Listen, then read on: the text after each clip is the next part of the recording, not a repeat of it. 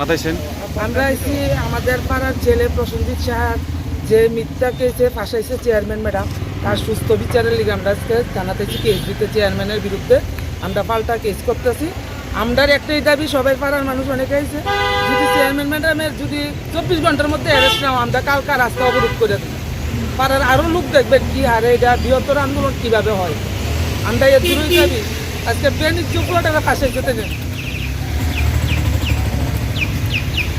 আমি এখন সুষ্ঠু বিচার চাইতেছি রাজ্য সরকারের কাছে, আমাদের মুখ্যমন্ত্রী মানিক সাহের কাছে।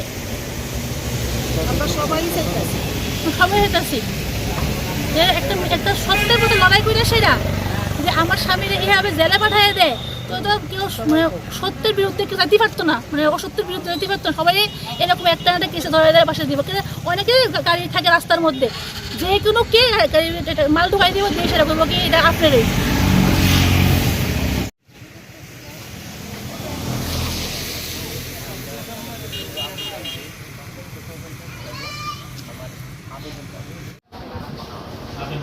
মনিরাম চৌধুরী পাড়া, হ্যাঁ, এডিসি ভিলেজ, এটা হচ্ছে